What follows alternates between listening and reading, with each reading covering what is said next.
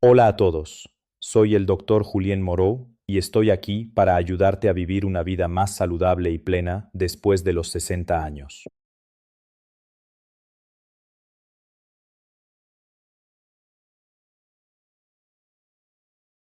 Mesdames, n'utilisez jamais l'huile de ricin seule si votre objectif est vraiment de raffermir la peau et d'atténuer les rides après 50 ans. Oui, cela peut sembler surprenant. Peut être même contradictoire avec tout ce que vous avez entendu jusqu'ici, car depuis des années, on vous répète que l'huile de ricin est un trésor pour la peau mature, qu'elle nourrit, qu'elle adoucit, qu'elle lisse. Et c'est vrai, en partie seulement. Mais voici la question que presque personne ne vous pose. Si cette huile suffisait vraiment à réveiller le collagène, pourquoi votre peau n'a-t-elle pas déjà changé?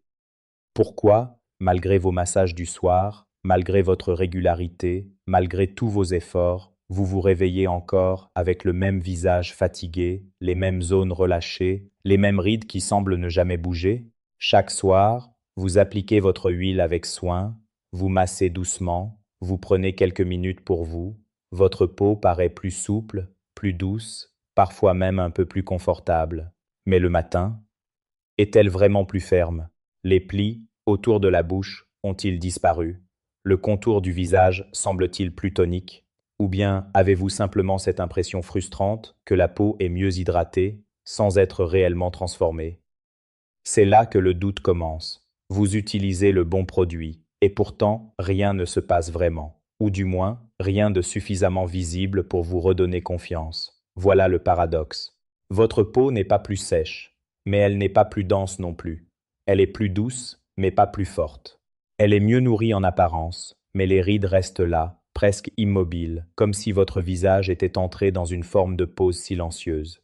Une peau qui ne s'aggrave pas brutalement peut être, mais qui ne se reconstruit pas non plus, comme si tout restait bloqué sous la surface, comme si quelque chose manquait. Et si le vrai problème n'était pas votre constance?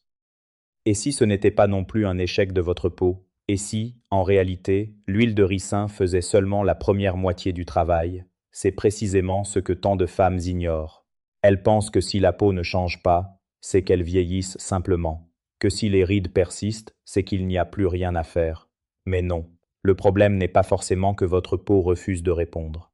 Le problème est être que vous utilisez une huile qui adoucit sans activer, qui protège sans réveiller, qui enveloppe sans relancer les mécanismes profonds dont votre peau a besoin, et c'est pour cela que vous pouvez faire tout comme il faut, tout en restant au même point. Une peau plus douce, oui, mais une peau toujours immobile, toujours en attente, toujours comme suspendue entre confort et véritable renouvellement.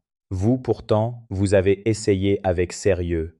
Vous n'avez pas appliqué cette huile une ou deux fois par curiosité avant d'abandonner. Non. Vous l'avez intégrée à votre routine du soir avec régularité, presque avec fidélité. Chaque nuit, après avoir nettoyé votre visage, vous prenez quelques gouttes dans vos mains, vous les réchauffez légèrement, puis vous massez doucement votre peau. Vous le faites avec patience, avec espoir, avec cette petite conviction intérieure que la constance finira bien par porter ses fruits. Vous ne cherchez pas un miracle brutal. Vous voulez simplement voir votre peau devenir un peu plus ferme, un peu plus lisse, un peu plus vivante. Vous voulez sentir que vos efforts servent à quelque chose. Et pendant un moment, vous avez être cru que cela fonctionnait. La peau semblait plus douce au toucher, plus souple, moins inconfortable. Certaines zones paraissaient moins sèches, moins rugueuses. Sur l'instant, cela rassure. On se dit que l'on est sur la bonne voie. Mais les jours passent, puis les semaines, et quelque chose devient difficile à ignorer. Malgré tous ces gestes, malgré cette discipline, malgré cette attention quotidienne, la vraie amélioration n'arrive pas. La peau est plus confortable, oui, mais elle n'est pas vraiment plus ferme. Les contours du visage ne se redessinent pas. Les rides autour de la bouche, des yeux ou du front restent là. Le relâchement semble inchangé. Et ce qui vous dérange le plus, c'est être cette impression étrange que votre peau absorbe tout sans jamais se transformer en profondeur. C'est là que la déception commence à s'installer. Pas toujours de façon spectaculaire, souvent en silence. Un soir, vous appliquez encore votre huile, mais avec un peu moins d'enthousiasme. Un matin, vous vous regardez dans le miroir et vous vous dites « Pourquoi cela ne change-t-il pas vraiment ?» Vous ne voyez pas d'aggravation brutale, mais vous ne voyez pas non plus ce mieux net que vous espériez. Et cette absence de résultat clair devient usante. Parce que lorsque l'on fait les choses sérieusement, on attend au moins un signe, une réponse, une évolution, quelque chose qui confirme que l'on va dans la bonne direction. Alors, le doute s'installe. D'abord, vous commencez à vous demander si le produit est vraiment bon. Est-ce que cette huile est surestimée? Est-ce qu'on vous a vendu une promesse trop belle? Est-ce que les conseils que vous avez suivis étaient incomplets? Puis, peu à peu, le doute glisse vers quelque chose de plus personnel, de plus douloureux. Vous vous demandez si le problème ne vient pas de vous. Être que vous n'êtes pas assez régulière. Être que vous ne massez pas correctement. Être que votre peau est devenue trop âgée, trop relâchée, trop fatiguée pour répondre. Et c'est souvent, à ce moment-là, que beaucoup de femmes commencent à se blâmer en silence. Pourtant, ce que vous ressentez est profondément humain. Il est normal d'être déçu quand on prend soin de soi avec attention sans voir le changement espéré. Il est normal de douter d'un produit lorsque les résultats restent flous. Il est normal aussi, malheureusement, de retourner ce doute contre soi-même. Mais la vérité, c'est que cette expérience ne signifie pas que vous avez mal fait les choses. Elle ne signifie pas non plus que votre peau est incapable de s'améliorer. Elle signifie simplement qu'il manque peu, être une étape essentielle à ce que vous faites déjà. Car oui, vous avez été régulière. Oui, vous avez pris soin de votre peau. Oui, votre engagement est réel. Le problème n'est pas votre manque d'effort. Le problème, c'est que l'effort seul ne suffit pas toujours lorsqu'il manque le bon mécanisme derrière. Il est temps de briser 3 idées que beaucoup de femmes portent encore sans le savoir et qui les empêchent de comprendre pourquoi leur peau ne change pas malgré tous leurs efforts. La première, c'est de croire qu'une huile nourrissante suffit.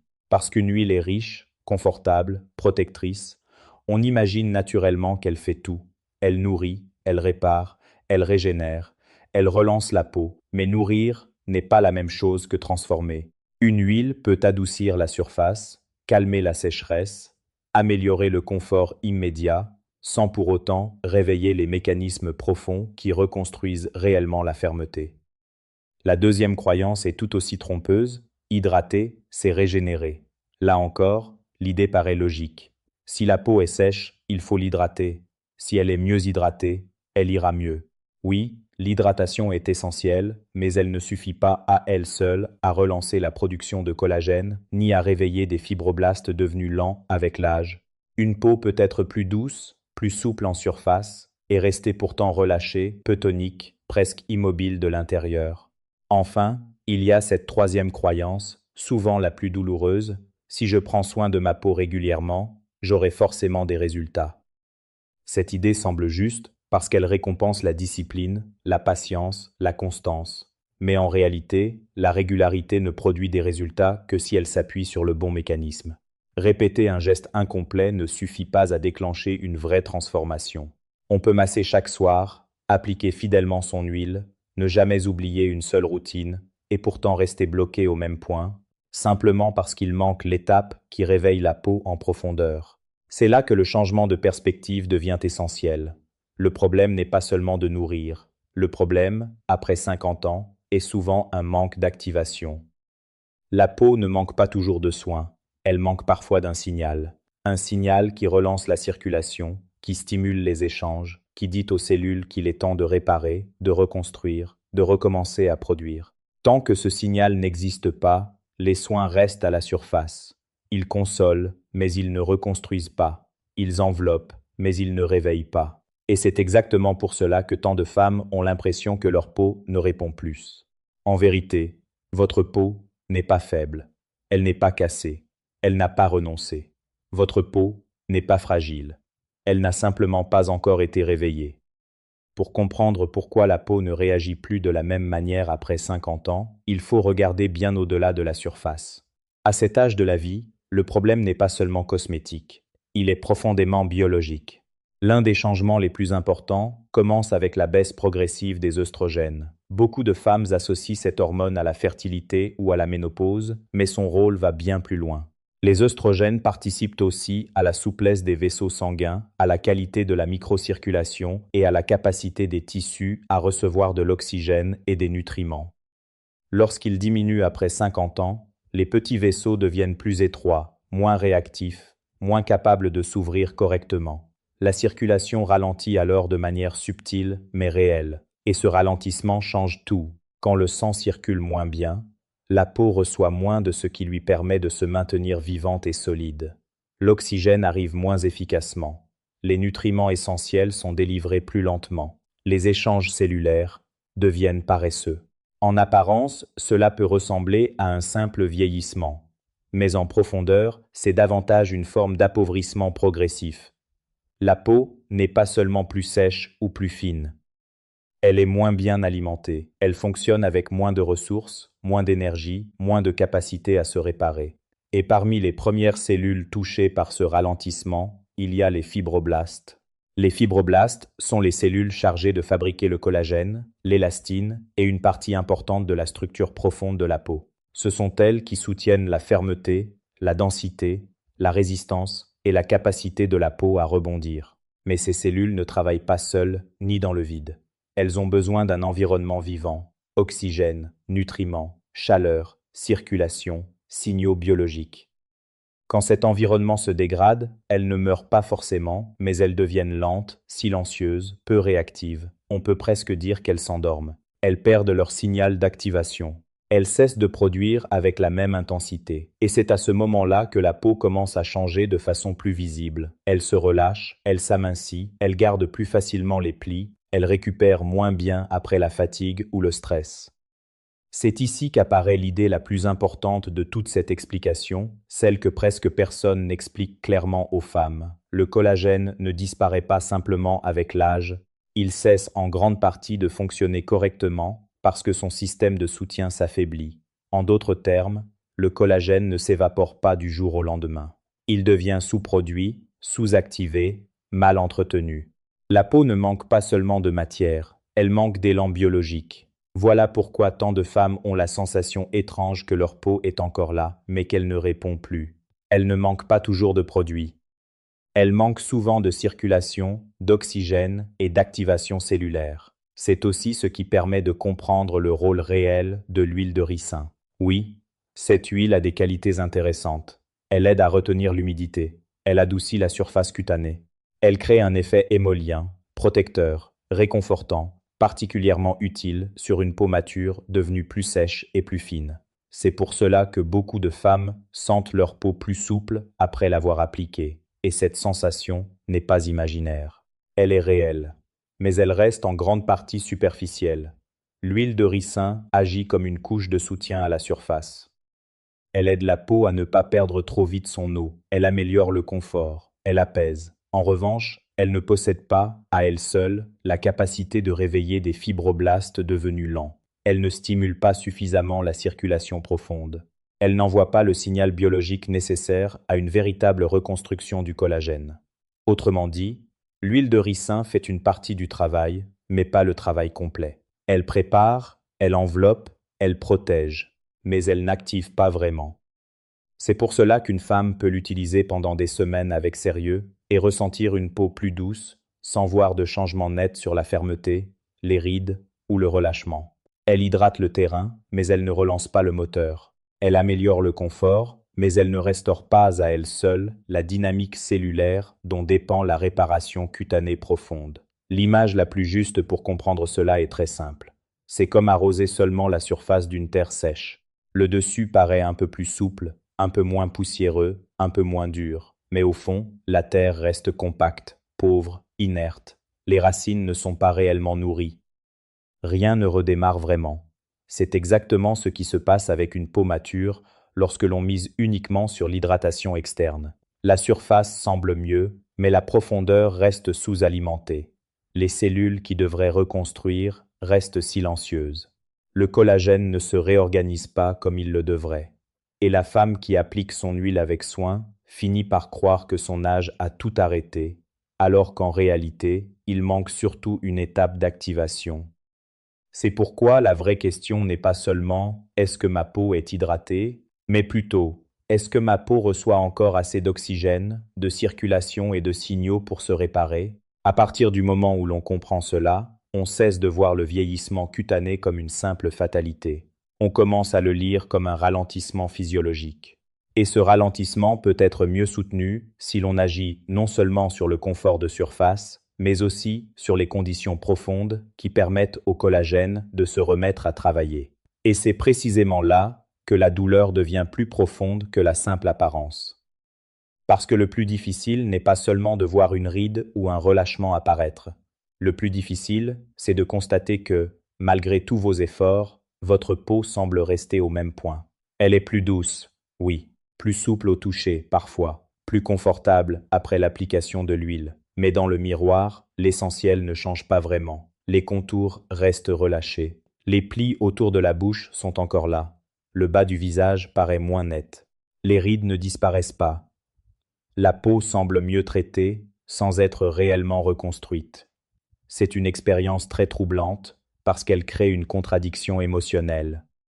D'un côté, vous faites ce qu'il faut. Vous appliquez votre soin, vous êtes régulière, vous prenez du temps pour vous, vous essayez sincèrement de soutenir votre peau. De l'autre, les signes que vous voudriez voir évoluer restent presque immobiles.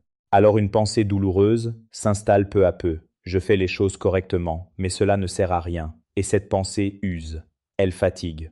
Elle peut même faire naître une forme de lassitude silencieuse devant le miroir, comme si chaque geste de soin devenait un devoir sans réponse, une habitude sans récompense réelle.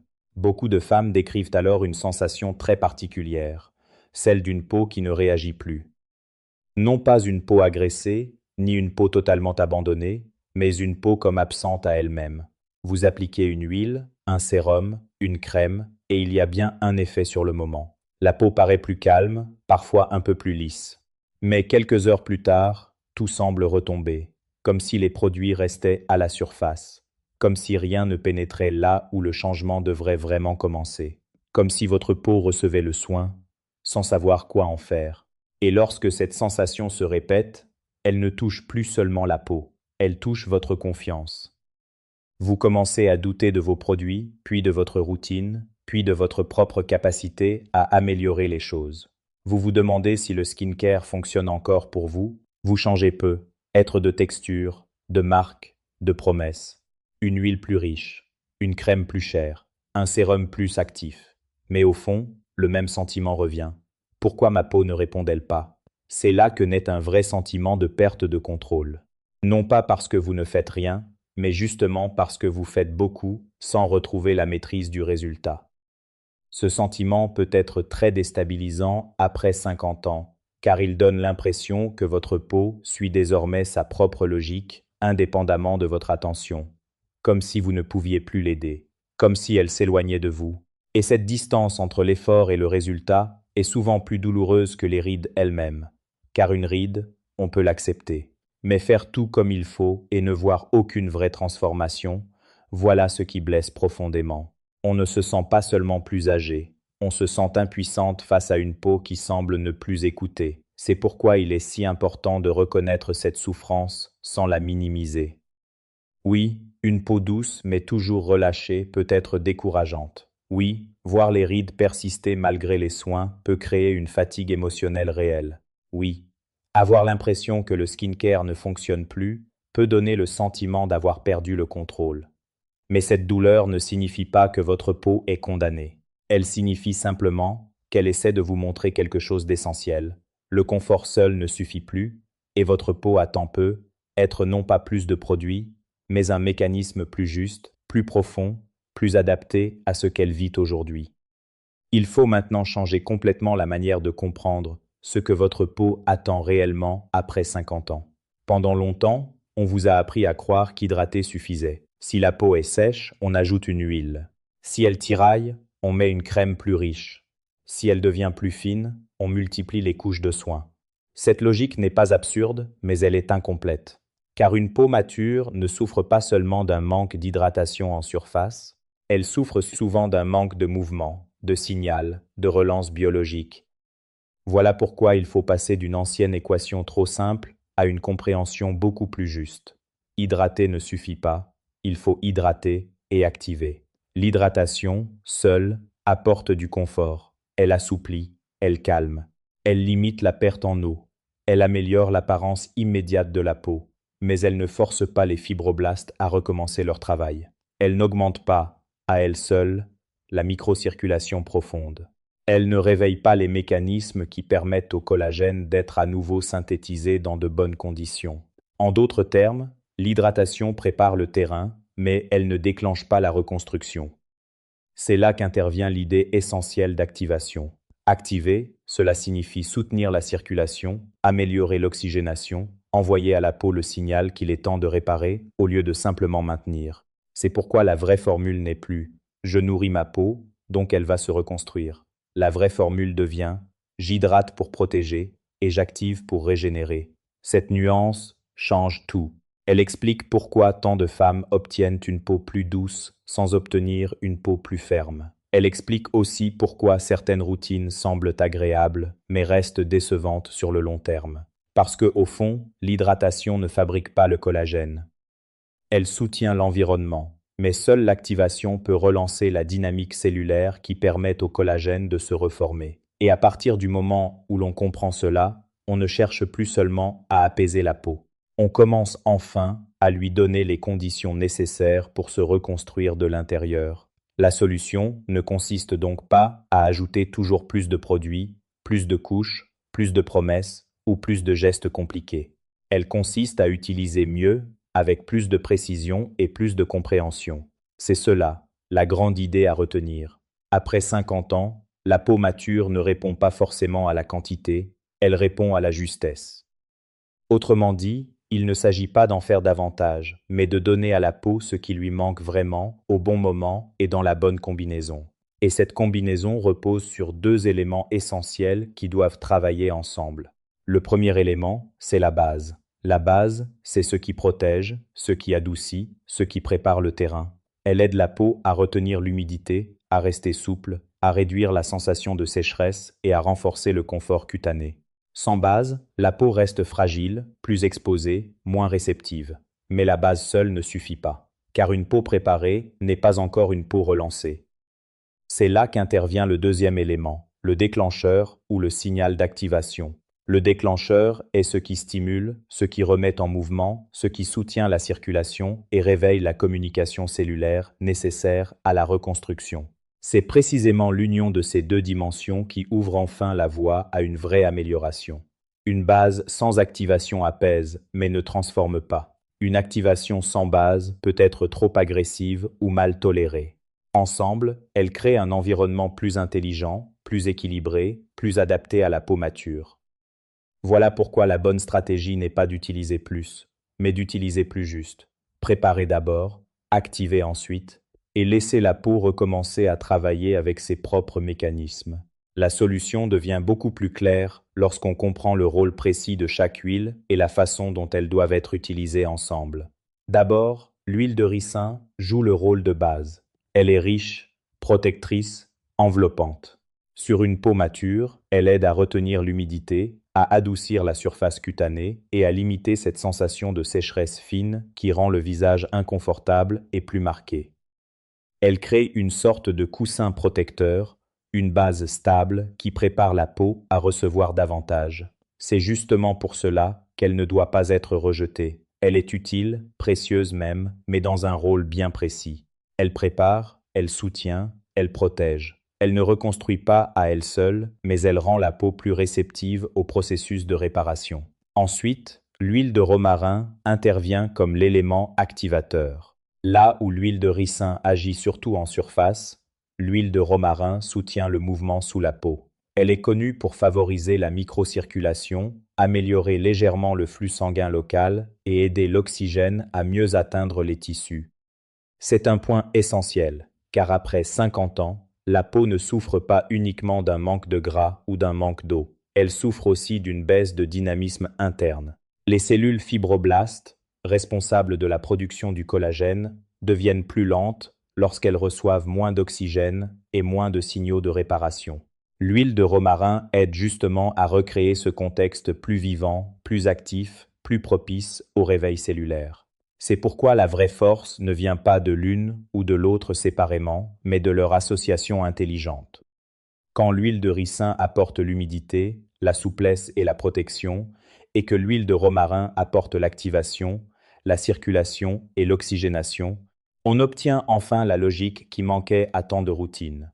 Moisture plus activation égale collagène renewal. Autrement dit, l'hydratation crée la base, l'activation relance le mécanisme, et c'est cette combinaison qui donne à la peau les meilleures conditions pour recommencer à se réparer de l'intérieur. Sur le plan biologique, beaucoup de femmes décrivent d'abord quelque chose de très subtil, une légère chaleur après l'application. Ce n'est pas une chaleur agressive, ni une irritation. C'est plutôt une sensation douce, comme si la peau se remettait à circuler. Cette petite hausse de chaleur correspond souvent à une augmentation du flux local, à une meilleure diffusion, à un tissu qui reçoit plus facilement ce dont il a besoin. Avec le temps, cela peut soutenir une meilleure absorption, une meilleure oxygénation et une peau qui paraît moins terne, moins froide, moins figée. Ce n'est pas un effet cosmétique brutal, c'est un changement de terrain. Le moment d'application est également capital. Beaucoup de personnes pensent qu'un soin agit de la même manière à n'importe quelle heure, mais ce n'est pas vrai pour la peau mature. La grande fenêtre de réparation se situe surtout entre 22 heures et 2 heures du matin.